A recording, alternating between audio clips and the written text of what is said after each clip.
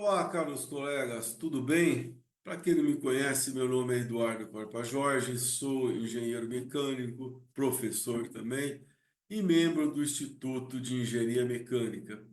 E meu intuito de estar aqui conversando com vocês hoje é propagar e gravar uma série de vídeos que eu tenho publicado, tenho feito a respeito das minhas experiências em projetos, em instalações, em diversas áreas, principalmente a área de HVAC. E nessa área eu gostaria hoje de compartilhar um projeto com vocês, em forma de palestra, de videoaula, que eu vou falar de ventilação local exaustora, algo muito importante, principalmente na indústria química. E é esse exemplo que nós vamos, a partir de agora, começar a ver. Então, pessoal, vamos começar a trabalhar o nosso projeto aqui. E eu fiz baseado aqui nas minhas experiências, né, nos meus trabalhos que eu tenho realizado. Imagina um processo fabril, qual o poluente que eu estou jogando aqui no ar é o cloro, tá?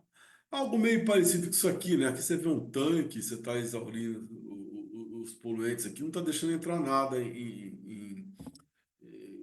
com o ambiente, né? É mais ou menos isso que eu quero fazer. Então, vamos ver algo típico, que é esse tanque aqui, o chamado tanque de expansão, tanque de processo. Normalmente, o que que é? É um tanque que permite uma temperatura controlada, ao qual você vai jogar os seus produtos aqui para fazer determinado produto final. Você vai jogar seus insumos aqui dentro. Esse tanque permite uma temperatura controlada e permite também que, através dos motores, que haja uma rotação aqui dentro, né? Causando um processo térmico fabril aqui, né? Uma termoexpansão, alguma coisa, que você vai jogar todos os produtos aqui e vai fazer todos os insumos e vai fazer um determinado produto aqui, tá? E em muitos lugares, essa adição de produtos são produtos perigosos, esses produtos químicos que são inseridos aí. Fabricação de cosméticos, de materiais hospitalares, né, para uso hospitalar, para uso em veículos também, na usina automobil, na indústria automobilística, enfim, uma gama gigantesca de produtos que se fabrica com esse mesmo tipo de processo, jogando tudo num tanque e processando. Isso aqui é processado, ele é saído por aqui via, às vezes, gravidade, na maioria das vezes via motor, para envase, né? Esse produto acabado aqui, ele é transferido para envase. Então, o que que acontece? Aqui está a abertura, muitas indústrias ainda trabalham de modo manual, onde o sujeito vai com um dosador, um balde ali, com marcação de tanto de produto tem, e joga, abre a tampa aqui e joga manualmente o produto aqui. Ou indústrias mais avançadas já tem uma introdução aqui automática, né? Por tubulações, você vai injetando por sensores, conforme o processo vai dando. Uma indústria que já tem uma automação. Mas a maioria das indústrias não é, gente. Joga da maneira manual. Você pega uma escadinha, sobe no tanque e joga.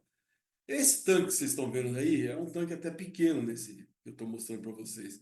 Mas isso tem tanques de 1 metro por um de largura, de diâmetro, né? Até tanque de 5 metros de altura por 10 de diâmetro. E assim, normalmente é 3 metros de altura, 4 de diâmetro. São tanques gigantescos, né? Produz muito material.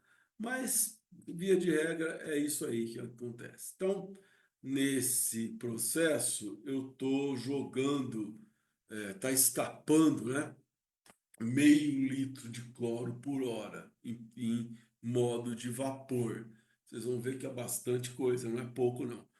Meio litro de cloro por hora no ambiente fabril, eu tenho alguns problemas sérios. O primeiro e o mais importante de todos é a insalubridade. Você imagina aí um operador, aí, um trabalhador, receber essa dosagem de cloro no rosto toda hora, ou próximo, o que que vai acontecer com o pulmão do cara no longo prazo, né? Longo prazo não, até curto prazo, velho, já, esse cloro é muito agressivo, né?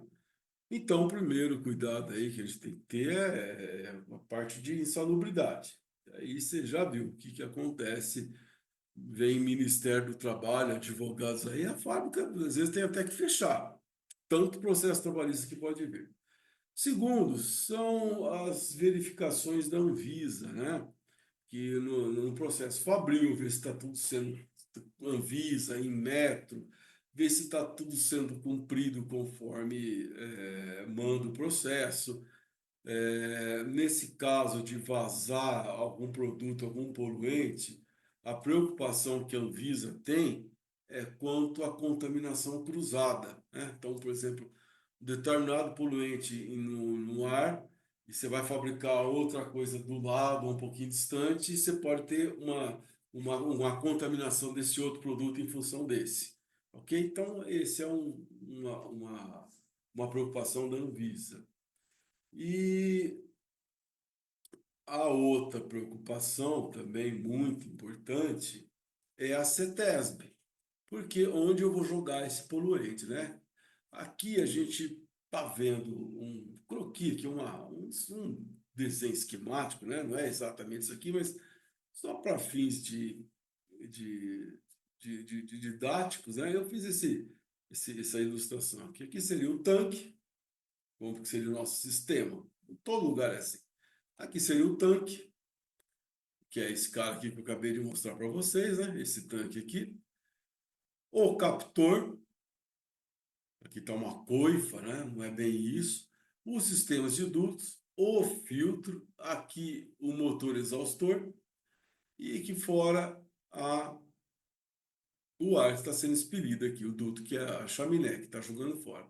Então, via de regras, aqui você tem o poluente saindo aqui, aqui a preocupação, aqui é o Ministério do Trabalho, Justiça do Trabalho. Aqui em cima já tem captando aqui tudo, esse poluente poder passar também é a Justiça do Trabalho, mas também a Anvisa, que eu posso ter um tanque aqui do lado que esteja sendo contaminado por este. E passou daqui, filtrou, veio para cá, gente, aqui já é problema da CETESB. E de repente eu estou começando a jogar produtos tóxicos no ambiente externo, muitas vezes a CETESB multa, avisa e às vezes até lacram a empresa, tá? Fecham a empresa por estar jogando produtos poluentes na atmosfera sem tratamento algum, tá? Então, é esses três players aí que estão, e com toda razão, né? Estão pressionando, mas com toda razão, tem que atender os três. Então, vamos lá. Essa é um sistema básico aí, didático, que eu estou mostrando para vocês, que é o que vai acontecer normalmente nas indústrias. Vão projetar, às vezes, com um monte de captor, um monte de tanque, um monte de duto, mas o princípio é esse, tá? É uma fonte poluente, um captor, rede de dutos, filtros e o exaustor. Então vamos lá, vamos começar a trabalhar agora definitivamente no projeto. Primeira coisa que eu tenho que ter são as referências, o que que eu preciso para começar o trabalho. E eu recomendo vocês muito aqui nesse instituto aqui, ó, The National Institute of Occupational Safety and Health. Aqui, se não me engano, esse instituto é norte-americano, mas se não me engano ele fica em Atlantic City, tá? É um instituto mais respeitado. Tem essa parte que é de saúde ocupacional e a outra que é de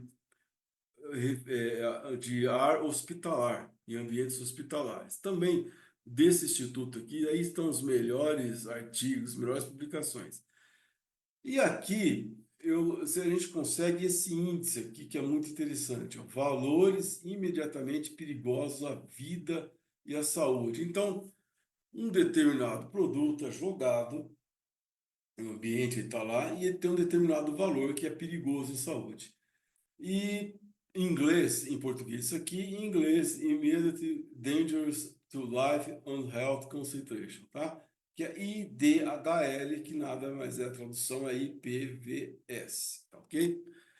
Então, os valores tabelados informam a concentração máxima aceitável para 8 horas de trabalho e a vazão que devemos remover e a quantidade de ar a ser insuflado para diminuir esse poluente. Então, eu vou ter uma vazão máxima, uma concentração máxima de poluentes que é admissível e esse instituto que determina qual é esse valor.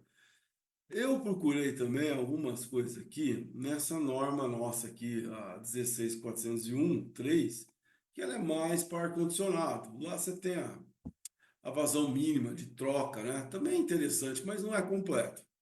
E também a NR15 e a NHO02 da Fundacentro, que também não são completas. Elas informam muito pouco a respeito. Ela dá só o valor em ppm ali e para por aí. Então, são muito incompletos, né? Falta muita coisa aqui. E aqui você consegue tudo.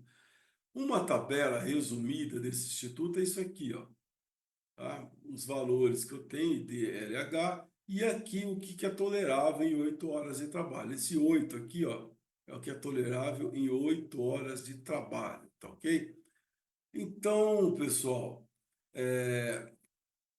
o valor limite de exposição ao cloro para 8 horas de trabalho, TWA8CI, é determinado por diferentes entidades reguladoras, como a Occupational Safety and Health Administration. Essa aqui a gente acabou de ver as tabelas, tá ok?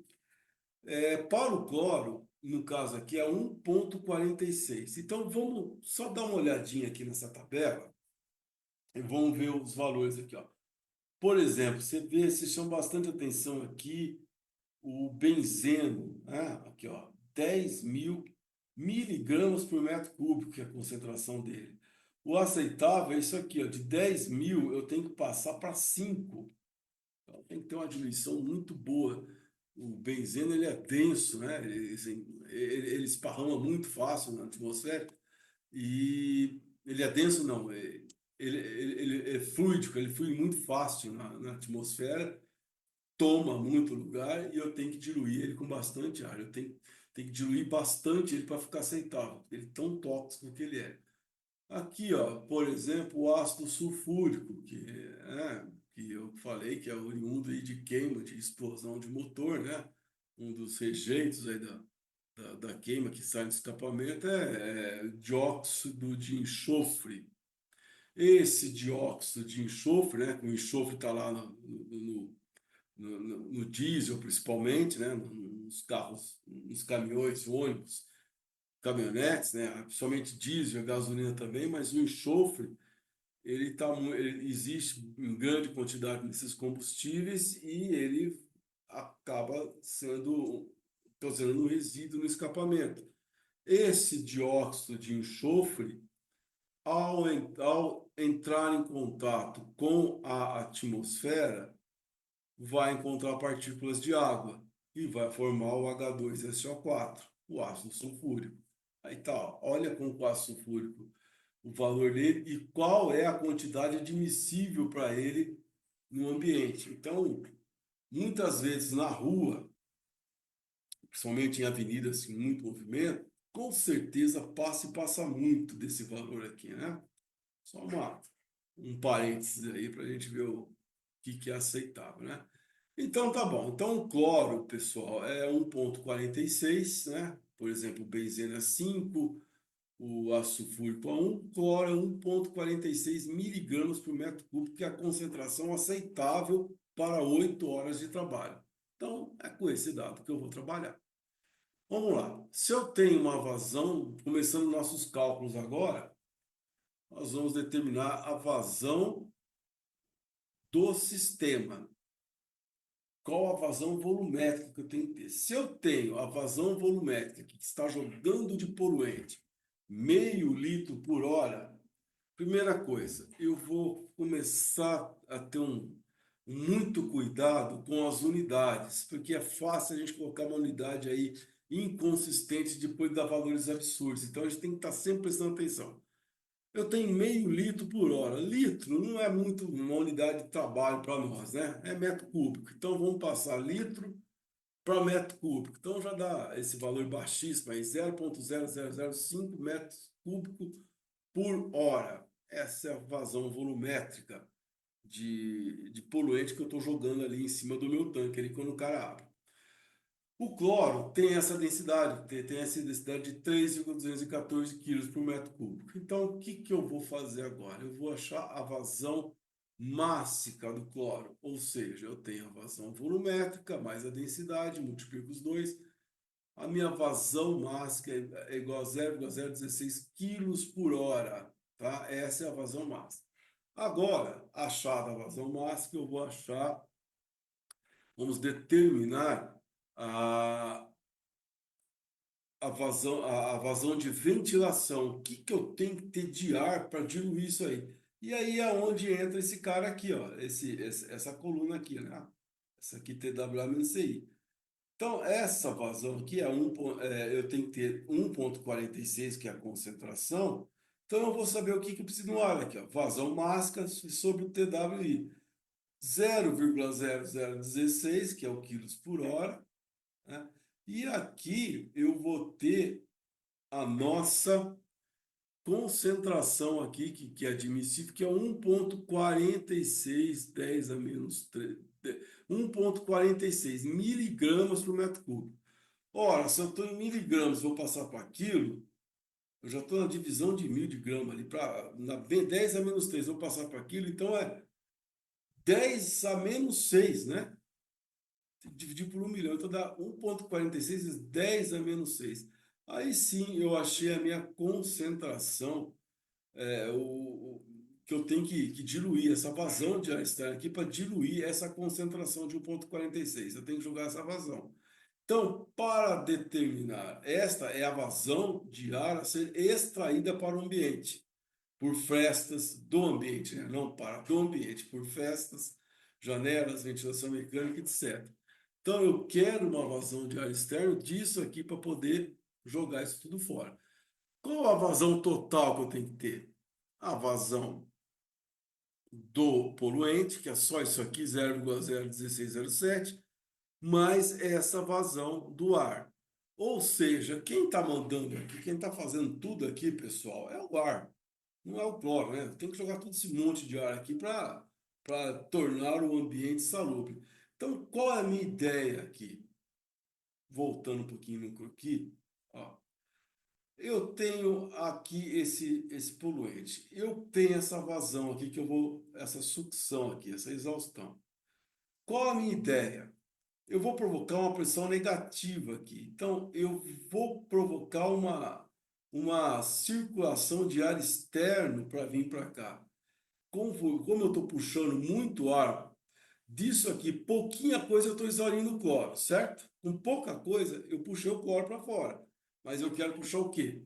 Mais coisa. Eu quero fazer que o ar externo movimente aqui e venha. Para o que eu conseguir puxar, também jogar, exaurir esse ar, mas também diluir esse poluente. Então, o que que eu acabo provocando? Uma pressão negativa nessa sala, ao qual por meio de frestas, aberturas ou ventilação mecânica, eu vou provocar uma entrada de ar externo aqui dentro, tá? Tornando esse ambiente com bastante ar externo aqui dentro, sufando bastante ar e tornando-o salubre.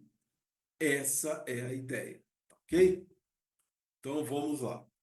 Então, vamos voltar aqui para o nosso raciocínio. Então, eu tenho essa vazão volumétrica de 900 achado isso aqui, eu tenho a vazão volumétrica mássica, né, de 1180, 1108, eu vou achar a vazão volumétrica, divido essa vazão mássica pelo rho do ar, 1,2, eu tenho 923,3 metros cúbicos por hora. É essa vazão que eu devo procurar o meu exaustor. É isso aqui. Então, isso aqui já é um dado importantíssimo que eu encontrei. Meu sistema exige um exaustor que trabalhe com essa vazão. Muito bem. Agora, eu tenho que determinar a velocidade de captura do poluente. O que está acontecendo ali no meio, no entorno aqui, né? Nesse pedaço aqui, ó, essa área aqui, ó. Bem aqui em torno do poluente aqui, ó. Quanto que é a velocidade de captura Principalmente porque essa velocidade de captura tem que ser maior que a velocidade já periférica, né? Tangente aqui, que às vezes eu estou aqui com meio metro por segundo, essa velocidade aqui normalmente ela vai cair, e de repente ela pega uma corrente de ar e aumenta. Então tem que garantir que uma velocidade maior aqui para poder exaurir. Meio metro por segundo de exaustão é uma velocidade boa para garantir que esse poluente vai embora. Quem está me dizendo, não, esse aqui não foi cálculo nenhum, foi dados empíricos, tá? Isso aqui eu peguei em tabela, tá? Adotamos que para 1 metro de altura que eu tiver do captor para a fonte de poluente, eu fazendo com que essa velocidade de captação seja pelo menos meio metro por segundo, eu estou garantindo que eu não tenha nenhuma, que esse poluente não vá para o entorno, tá? Que ele seja captado ali. Então, essa é a ideia. Daí, com essa tabela, é medido praticamente sem velocidade do ar parado, evaporação de tanques, ó, bem em cima, desengraxe, etc. A evaporação de tanques está bem em cima, de 0,25 a meio. Então, eu vou adotar de meio metro por segundo, tá ok? Feito isso, eu vou para o primeiro cálculo do meu sistema construtivo aqui, dos meus materiais, das minhas ferramentas que eu vou usar, dos meus, dos meus produtos, né? A primeira coisa que eu vou calcular aqui é a área do meu captor, que é esse cara aqui, né? Que é a coifa, captor, é a área desse cara aqui que está trabalhando, né? Vou voltar aqui, ó. Vou voltar toda hora nesse desenho aqui. Então, é a área disso aqui. Então, é fácil, né, gente? Eu tenho a velocidade, tem a área do captor, que eu tenho a vazão do sistema, e que era a área do captor. Basta eu dividir. Eu vou ter aqui uma área, eu passei isso aqui para metro cúbico por segundo. Lembra que está metro cúbico por hora, eu tenho que passar para metro cúbico por segundo, porque eu vou ter uma velocidade em metro por segundo. Então, cuidado, sempre com esse cuidado. Unidades consistentes, tá? Se colocar em metro cúbico por hora aqui, vai dar tudo errado. Então, 0,26 metros cúbicos por segundo e meio metro por segundo. Deu, então, a divisão disso aqui dá 0,52 metros quadrados. Isso é a área do meu captor. Gente, eu vou mandar fabricar um captor de 0,52? Não, né? Então, um bom senso, 2 centésimos aí de medida que eu vou cancelar, não dá problema nenhum. Então, vou colocar essa área aqui como 0,5 metros quadrados, tá ok? Essa é a minha área do captor. 0,5 metros quadrados, vamos facilitar a vida do cara que for fabricar isso aqui. Pede um captor de meio por 1 metro, já tem uma área de 0,5 metros quadrados. Agora vejam só esse captor que eu escolhi aqui e esse captor que é tipo coifa, né? Isso aqui muito usado em cozinhas. Qual é, por que que a norma, inclusive, manda eu escolher este captor ele tem a captação aqui em diagonal e não aquele em coifa? Porque veja bem, o sujeito vai encostar aqui perto, ele vai chegar aqui. Se isso aqui for horizontal, esse vapor vai subir e vai entrar em contato com o sujeito que estiver aqui perto. Aqui eu estou fazendo vapor, aqui provavelmente aqui está o tanque, né? Eu estou fazendo esse vapor fazer essa curva aqui, esse movimento meio que tangencial, circular aqui, né? Indo, é, fazendo ele ir nessa curva, essa coisa, esse movimento centrífugo aqui, né? Para ele ir para dentro, evitando que poluentes façam esse sentido vertical, ao qual eu posso comprometer o meu operador, que vai estar aqui próximo, aqui com o rosto aqui, por exemplo. Então, ele jogando ar aqui, isso captando nesse sentido circular, aqui, uma velocidade angular, aqui, vamos dizer assim, eu vou estar protegendo ele. Isso a norma exige para esse tipo de tanque um captor assim, tá? Na NBR 16401 recomenda-se também, e outras NBRs recomendam esse tipo de captor. Então, está decidido, meio metro quadrado e nesse formato. Agora nós vamos para o próximo item, determinar o comprimento equivalente do captor. Ou seja, vamos voltar no sistema de novo. Eu tenho que determinar no final a perda de carga, mas cada material vai ter um L equivalente que depois eu vou esse L equivalente, eu vou jogar numa equação que a gente vai ver daqui a pouco.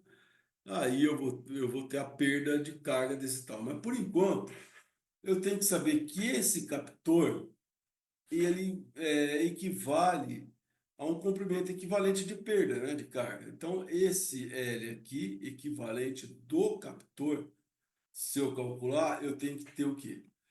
Essa tabela aqui, que é uma tabela também empírica, onde eu tenho a velocidade na equação de cálculo do L equivalente, eu tenho a energia cinética, velocidade ao quadrado por 2g, vezes esse fator aqui, que vai me dar o quanto que essa energia, o qual é esse comprimento necessário, né? Equivalente.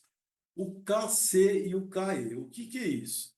Se eu tenho um captor mais ou menos nesse formato aqui, ó, né? Você vê todos aqui, o formato que mais se adequa seria esse aqui, né? Que é um tipo de uma coifa. Só que é uma coifa com abertura ali diagonal, né? Mas é mais ou menos esse formato. Eu tenho que o cone de entrada e o de saída, esses valores, ó, KE na entrada 0,79 e KE na saída 0,6. Então, eu vou ter o meu L equivalente, tem que calcular para a entrada e para a saída desse poluente, né? Eu tenho aqui a velocidade, que é meio metro por segundo, 2,98, tal, 0,008 metros com 0,6. Essa mesma informação com 0,79, 0,010. Portanto, L equivalente aqui 0,018 metros. Ou seja, ele corresponde aí a 18 centímetros de L equivalente do meu sistema. Muito pouco, mas está calculado.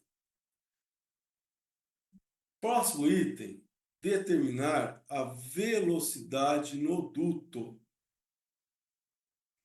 De maneira empírica, as velocidades baixas não produzem ruídos. Claro, você tem uma velocidade baixa. Mas o que pode acontecer a uma velocidade muito baixa? Se eu tiver particulado, um material mais grosso, mais denso, se eu tiver uma velocidade baixa, pode ser que esse material fique depositado no duto, eu não consiga removê-lo. Então eu tenho que aumentar a velocidade. No entanto, se eu aumentar muito a velocidade, eu vou ter muita perda de carga, vou ter muito ruído. Então vocês percebem que é uma via de mão dupla, né? Se eu aumento de um lado, eu tenho que ter a minha compensação de perda do outro, né? Se eu aumentar muito a velocidade, a área pode ficar pequena e dar muito ruído para determinar a mesma vazão. Então, tudo isso a gente tem que saber trabalhar. Uma velocidade indicada, e essa velocidade de dutos nos ramais indicadas, é aqui, nessa tabela aqui na NBR 10, não é nem NBR, é NB, né? Norma Brasileira 10 de 1978. Aqui nessa tabela, ela está me dando qual a velocidade indicada para os dutos aqui, ó. Prédios industriais no ramal principal. Eu tenho velocidades que me interessam de 6 a 9 metros por segundo. E eu vou adotar 6 metros por segundo a velocidade no duto. Se eu estou no duto com 6 metros por segundo, agora a vazão lá de 923,3 metros por hora. Lembra que meio metro foi a área do captor ali. Por que meio metro? Que eu abri aquela boca dele, ficou enorme. Então a velocidade caiu ali de captação. Mas no duto eu quero ter 6 metros por segundo. Como que eu faço isso? Reduzindo a área, né? Então, se eu tenho 6 metros por segundo, eu quero ter isso com essa mesma vazão. Agora Vazão igual a área vezes a velocidade. A área do duto, que é o que eu quero, tenho a vazão do sistema e tenho a velocidade. Com esses valores, eu acho uma área de duto de 0,043 metros quadrados. Novamente, bom senso. Você vai pedir para o cara fabricar uma área de seção transversal de 0,043? É complicado. Então, meio metro, 0,05 metros quadrados. Uma área de 0,05 metros quadrados, agora vamos passar para um duto retangular, né? Que é o duto retangular tem a tubulação, que é circular, e o duto que é retangular. Um duto retangular que tem uma área de 0,05, basta fazer a conta, né? Lado vezes altura. Eu vou fixar a altura de 0,3 metros ou 30 centímetros. Eu vou fixar isso como altura mínima. Por que uma altura mínima de 30 centímetros? Porque vocês sabem que eu vou ter o quê? Uma camada limite ali de um gradiente de velocidades ali embaixo, justamente na parte, na superfície do duto, onde a velocidade ali é zero. Vocês viram isso, né? O gradiente de velocidades. E conforme eu vou sair dessa superfície, a minha velocidade vai subir. Só que se eu fizer uma altura muito baixa, eu vou provocar muito turbilhonamento, porque até essa velocidade chegar na velocidade final com uma altura muito baixa, e a outra em cima também uma altura muito baixa, eu vou causar um turbilhonamento desnecessário, né, e vou causar perda de carga. Então, se eu fizer um duto com no mínimo 30 centímetros de altura, eu consigo evitar esse turbilhonamento e essa perda de carga, ruído desnecessário. Por isso, eu adotei no mínimo 30 centímetros de altura. Ou seja, nunca fazer um duto com 20 centímetros de altura, que é muito pouco. Você vai acabar ocasionando um turbilhonamento. Com essa altura, eu fixei, eu calculei aqui, deu 0,17 metros. Também é a mesma coisa. 0,17, eu não vou mandar fabricar isso, mas 20 centímetros dá. Então ficou um duto bem pequenininho, 200 por 30 por 300, tá? Veja bem, isso aí é uma captação. Normalmente, num projeto que eu fiz, por exemplo, eu tinha 5 tanques desses. Então cada tanque tinha um dutinho desse pequenininho para captar ali. Depois ele juntava com o outro, e aumentando os dutos. Cada vez que eu ia aumentando a seção, eu juntava essas vazões e o cálculo das vazões ia ficando maior. A área dos dutos ia aumentando cada vez mais, porque eu ia ter cada vez mais vazão, né? É a mesma coisa, basta somar. Então, se eu tenho essa área transversal, eu calculo também que vai ser bastante útil, mesmo que não use um duto um tubo, né, uma tubulação, que seria no caso, um duto, mas em forma circular, eu calculo o diâmetro equivalente aqui para a nossa forma, π ao quadrado sobre 4. Então aqui eu tenho que esse duto de seção transversal pode ter um diâmetro equivalente de 0,3 metros, tá? Aí, pessoal, eu coloquei esse desenho aqui de dutos elípticos, né? Desses dutos aí muito vendido hoje, é, ele com esse formato aí, ovalado, né? Com a seção transversal parecendo ovalado, né? E eles são muito vendidos hoje, né? Porque são já pré-moldados, já fácil de montar, a obra vai rápida. Para esses dutos, o fabricante dá um diâmetro equivalente disso aqui, tá? Não se preocupe. Se vocês não tiverem, não conseguirem calcular esse valor, na tabela o fornecedor dá as dimensões dele e fala: essa dimensão corresponde ao diâmetro equivalente de tanto e a um duto com essa seção transversal, tá ok? Então isso é dado, porque muita gente pode deparar com esse tipo de duto aqui, que hoje está sendo, hoje não, faz muito tempo que está sendo bastante estendido o uso disso aqui. Próximo item agora, determinar o elemento filtrante. Então, eu tenho a vazão, eu preciso de filtrar esse cara. Eu estou puxando cloro, estou exaurindo o cloro, um material tóxico. Eu não posso jogar um material tóxico, um poluente desse, direto na atmosfera. Eu tenho que filtrar ele. Um filtro interessante é esse aqui, ó. Como que eu escolhi esse filtro? Pela vazão, eu tenho 923,3 metros por hora. É um filtro específico para esse tipo de situação, para gases, para particulado muito pequeno. Ele já é um filtro para esse tipo de coisa. Esse fabricante aqui, para mim, tanto faz, eu não estou fazendo propaganda de ninguém, tá? É o que eu encontrei, mas tem um monte de fabricantes. Você vê fabricantes de filtros industriais, vocês vão encontrar pelo menos 20 aí, fácil, fácil, na primeira pesquisa no Google, tá? E aí eu tenho esse filtro, tá bom. Por que que eu escolhi ele? Ó? Notem, a vazão dele é 1.000 metros por hora. Eu tenho 923, então tá bom, o 1.000 atende, tá? E outra coisa importantíssima, esse filtro provoca esta perda de carga de 100 pascal. E aqui estão as dimensões do filtro. Então eu já escolhi o meu captor, já determinei a seção transversal dos meus dutos e já escolhi o filtro. Tá vendo? Já estamos ali com bastante coisa agora já, já determinado. Então, pessoal, vamos agora para a parte final. Eu tenho as perdas de carga nas curvas, no filtro, né? E no captor. Do filtro já está em Pascal. Eu vou calcular agora o L equivalente de todo o sistema. No captor é 0,018, bem pouco. Nas curvas eu tenho duas curvas que dá 1,8 metros de comprimento equivalente, então 2 vezes 1,8, e mais os valores das tubulações aqui, ó, 1 metro, 19, 2 metros aqui, mais 4.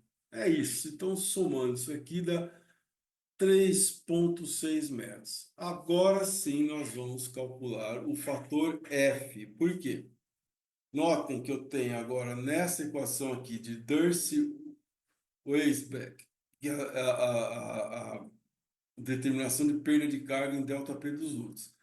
Veja que ele relaciona a energia cinética, né, V ao quadrado por 2G, mais a viscosidade do fluido, comprimento sobre o D, L sobre D, vezes sobre o diâmetro, né? E vezes esse F, que é esse fator aqui, ó. Falta esse cara para mim calcular, tá? Então falta o F, fator de fricção.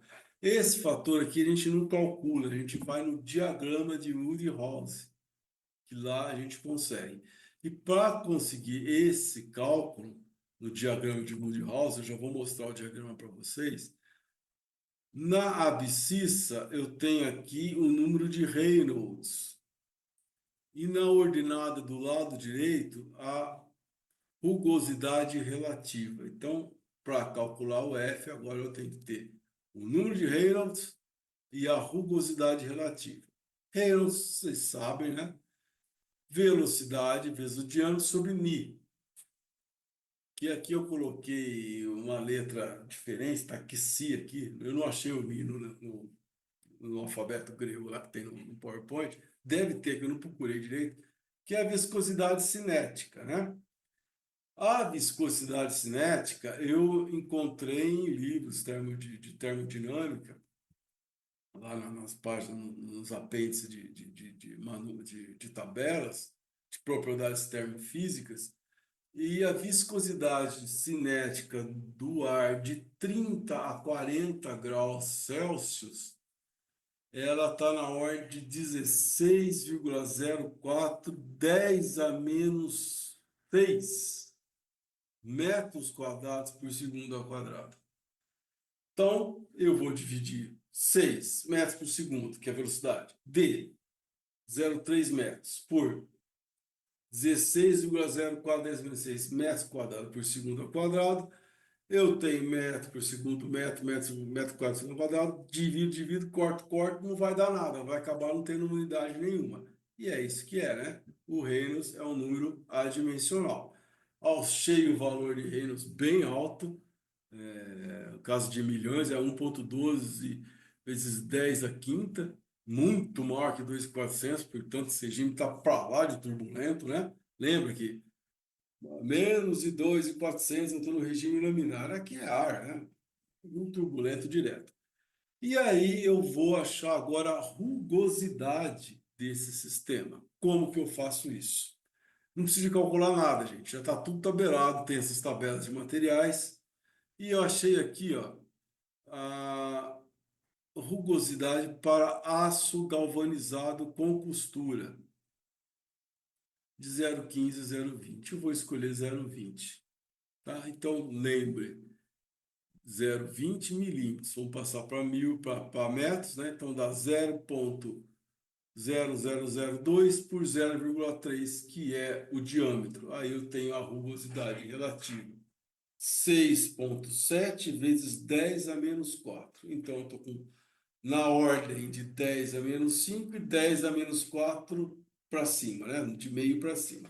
Então, vamos agora sim no diagrama de Woodhouse, como que a gente chega no F. Feito aqui, dê uma olhada. Eu já coloquei aqui, ó, 5 vezes 10 a menos 4 aqui, ó. Vamos voltar aqui, ó. 5 vezes 10 a menos... Dá 6,7, né? 6,7 vezes 10 a menos 4. Eu estou mais ou menos... Opa, vamos voltar lá. Eu estou mais ou menos aqui, né? Mais ou menos aqui em cima. Nessa faixa. 15 em 10, um pouquinho acima. Subindo, eu vou chegar mais ou menos aqui, ó. Reynolds de 10 a 5. Ok? Eu achei aqui um fator F dado na abscissa. Reynolds 1,2, 10 a quinta. Então, bem próximo de 10 a quinta, certo? Na abscissa não de Reynolds. Na ordenada do lado direito, rugosidade. Encontrei esses dois aqui. Aqui lembra que aqui ela está uma reta, ela começa a ficar uma curva conforme eu vou avançando no escoamento aqui, no regime turbulento aqui, ó. Ela vai dar uma curva. Então, nesse regime turbulento, está coerente, né, gente? Eu estou no regime turbulento, não estou no regime laminar, e se fosse laminar, eu estaria aqui, ó, né? Estou no regime turbulento e o fator F, se eu vir reto aqui, eu vou estar aqui, ó, 0,021, acho que 21, 22, 23, até 0,025 está razoável. 25. Não, não. Até 0,22 está razoável aqui, né? A gente tem eu coloquei 0,021. Então, achei o meu fator F. Agora sim, eu tenho F, tem todos os outros valores. L equivalente a 30,6, diâmetro 0,3, viscosidade 1,225 quilos por metro cúbico, velocidade metro quadrado, velocidade metros por segundo, V ao quadrado, né? E 2 vezes G. Então, aqui é a energia cinética, né? Vezes o tipo de fluido e uma relatividade entre o L equivalente e o diâmetro, vezes o fator. Achei 4,8 Pascal. Filtro, isso dado pelo fabricante, e mais a nossa, que nós calculamos aqui, que é do sistema. Ou seja, 104,8 Pascal. É Pascal, que dá 10,7 milímetros cúbico de água. Normalmente usa-se para fazer as, as interações, para projetar, eles usam milímetros de coluna de água, essa unidade de pressão. Então, para escolher o exaustor, eu já vou falar que é um exaustor tipo centrífugo. Por quê? Por que não escolher o axial? Aqueles que vocês veem em parede. Porque aquele lá, ele, axial, como o nome próprio diz, ele está vindo paralelo ao eixo, né? Vocês veem que aquele exaustor não tem dutos. Ele tem altas velocidades, ele capta ar em ambientes um pouco distantes, numa sala, né? E só que normalmente ele capta o ar e o lugar de exclusão já está do lado, né? Ele fica numa parede, ele simplesmente capta o ar e joga para outra. Ele não tem pressão estática para pegar um poluente lá dentro da fábrica e transportar por viadutos para um lugar longe, já ele já descontaminado, passando por ventilador e por uma tubulação muito grande por filtro. Então, o filtro, o exaustor tipo axial, é muito pouco o uso dele para coisa pequena. Quando tem um poluente lá no meio da fábrica, tem que usar exaustor radial, tá ok? Esse exaustor radial, eu escolho o tipo de exaustor centrífugo, radial, centrífugo porque está trabalhando igual um caracol, né? Girando para dentro, e radial porque está jogando para o particulado para a parede aqui, centrífuga circular e jogando para a parede aqui contra o raio, né? E por que essa denominação siroco? Siroco é que ele tem, dentro da construção, ele tem as pás curvadas. Essa pá curvada, ela dá mais eficácia na condução do particulado. Ou seja, vazões pequenas, ela consegue fazer essa remoção com mais propriedade do que uma pá reta. Por isso que a gente usa um tipo siroco. Então, eu já escolhi o tipo de exaustor. Agora, com os dados, para a gente acabar, perda de carga total mais a vazão total, eu vou escolher o ventilador. Agora, pessoal, um erro muito comum na escolha de ventiladores. O cara pega a vazão minha, que é 10.7, 923, e já vai com esses dados achar um ventilador com essa vazão e com essa perda de carga. Tá errado. Isso aqui são condições operacionais. O que o fabricante te dá são as condições seguintes: a vazão que ele põe no dado de placa é o exaustor no chão, na rua, na calçada, ali, como se tivesse descoberto de nada. Você liga o exaustor, sem nada, ele te dá uma vazão do que está no dado de placa lá. É livre, trabalhando livre. Não tem nada, não tem produto passando, não tem filtro, não tem nada. Ele está livre, não tem tubulação, nada. Então ele pega de um lado e já joga para o outro. Esse é o exaustor livre. É isso que eles te informam lá no catálogo. E a pressão estática que eles dão lá no catálogo é a pressão como se ele tivesse inteiro fechado.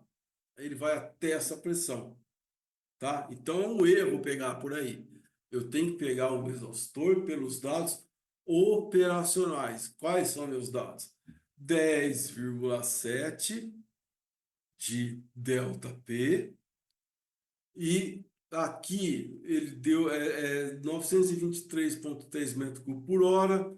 Por uma questão de precisão aqui, de acomodar melhor os dados, ele usou metro cúbico por minuto, muito comum. Então eu já converti, bastou dividir por 60, né? Deu esse exaustor aqui, ó. Deu essa aqui, ó, 15,38. Então 15,38 aqui, mais ou menos, eu vou estar mais ou menos aqui, ó.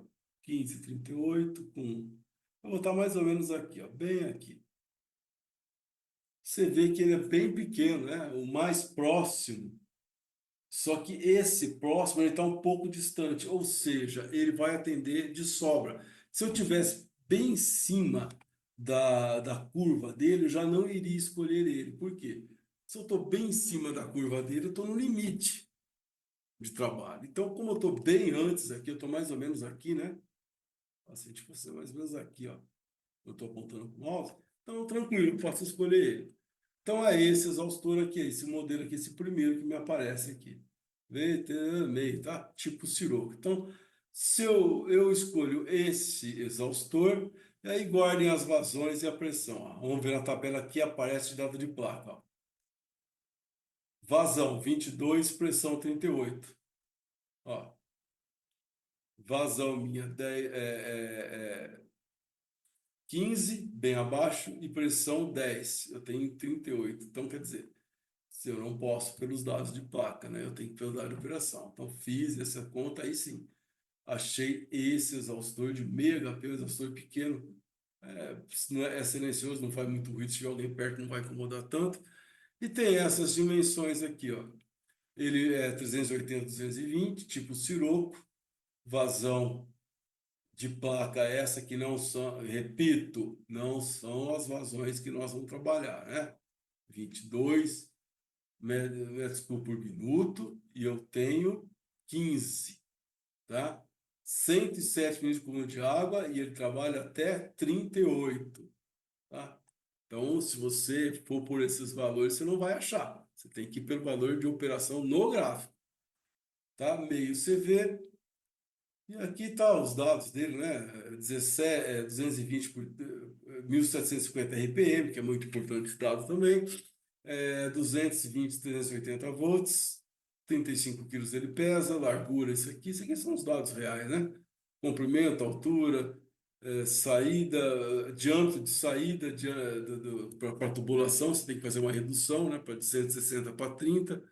Ele vai sair com um diâmetro de 160, eu vou reduzir para 30, né? Ou 30 por 20. Assim sucessivamente, com esses valores, eu vou projetar uma caixa com esse exaustor aí e um duto. Tá ok, pessoal? Então, é isso que eu queria passar. Essas aulas, eu postei essas referências bibliográficas aqui.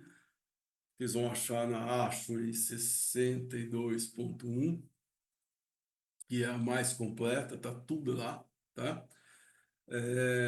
Esse estudo aqui foi essa apostila que eu achei na internet muito boa, fiz questão de pôr muito boa, tá? Tá tudo aqui.